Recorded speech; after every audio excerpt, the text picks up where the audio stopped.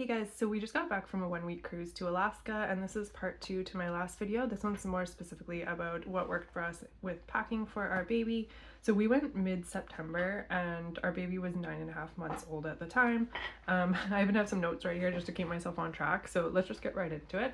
I'm going to start with the larger items. So as far as stroller, I had done some research online as to what would be the best stroller to bring. I'm just going to reference UPPAbaby brand just because I know, well, that's what we have for one thing, and also I know a lot of people are familiar with those strollers. So our main stroller is the UPPAbaby Vista, but I had seen someone said specifically do not bring the Vista as the hallways and doorways are narrow. So we ended up going with our travel stroller, which is the UPPAbaby Minu. We don't love this stroller. It's not the most comfortable for baby, and there's not much storage in the lower basket part, but we are glad that we ended up bringing that because it is true that with the Vista, the hallways are quite narrow, especially with people's luggage in there, cleaning carts in there. The elevators are quite small.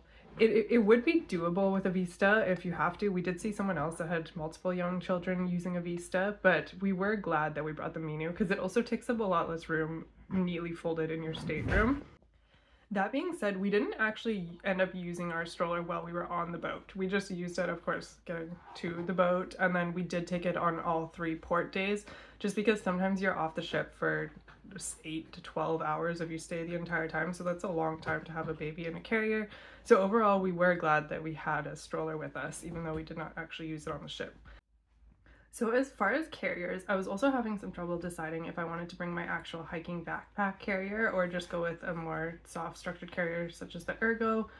We did have some minor hiking planned, and we ultimately decided to just go with the Ergo. We have the Omni 360, and I am glad that we chose that because the actual hiking backpack would have just been something else to lug around, something else to take up room in the stateroom, and unless you're renting a car, the hikes near the ports aren't really long enough to necessarily need a heavy-duty backpack carrier.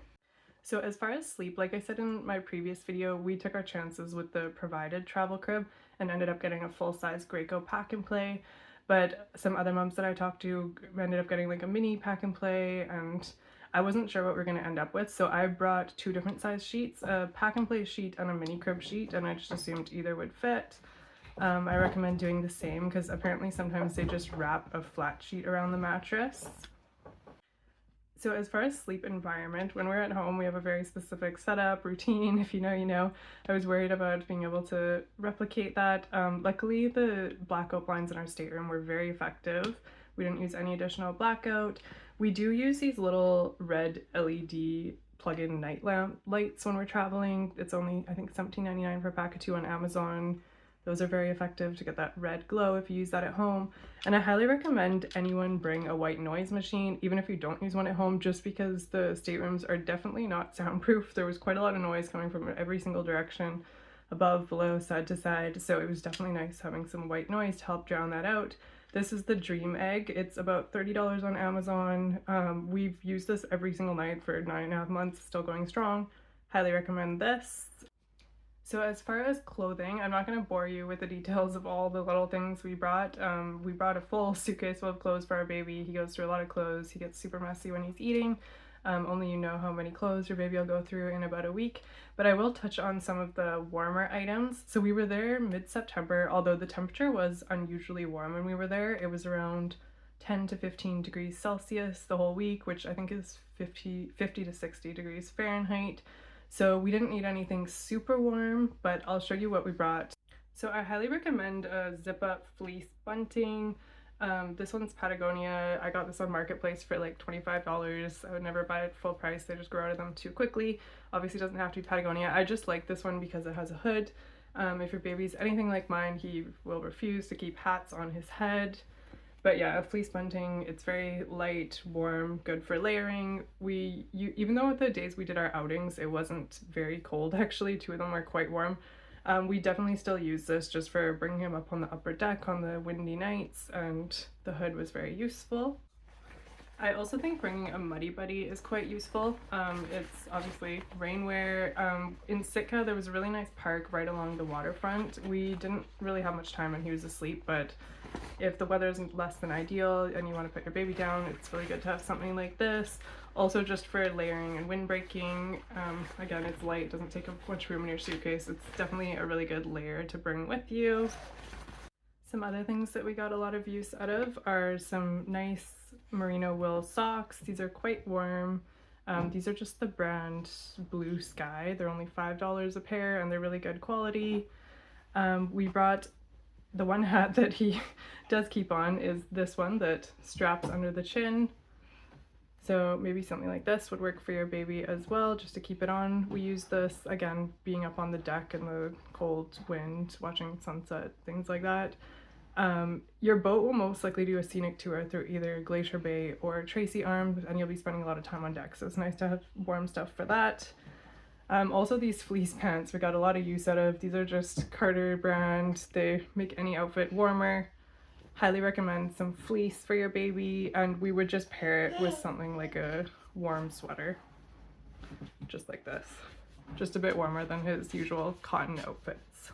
One other thing to mention is on a week-long cruise, there's usually 2 formal nights.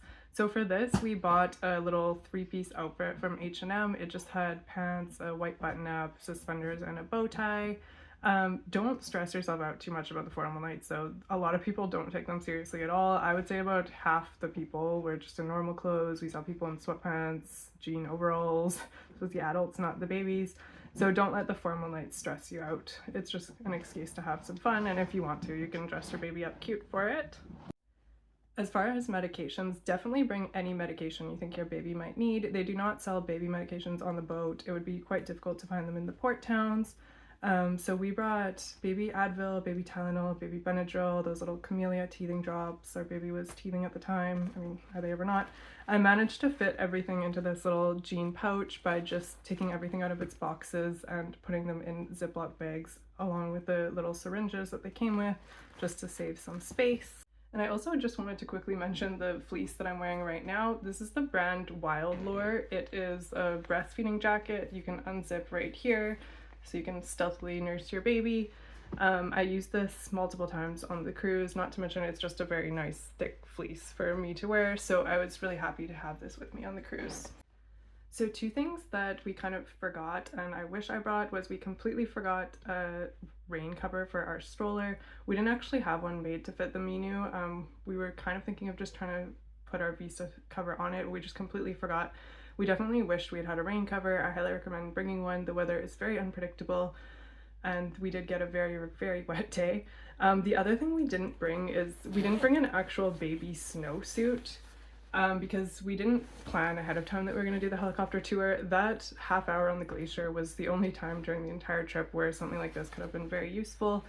If you do plan on doing a glacier tour, I do recommend something warm. We just had to kind of bundle our baby in whatever we had, including my husband's jacket. But if you're not planning to go on the glacier, just those lighter layers and a lighter jacket as well that I mentioned earlier would work for you. Now I'm just going to touch on a few things that I didn't bring and whether or not I regret it. So first of all, car seat. I went into quite a bit of detail in my last video on this. We did not bring a car seat, and we did not come across any situations where we personally regretted not bringing one.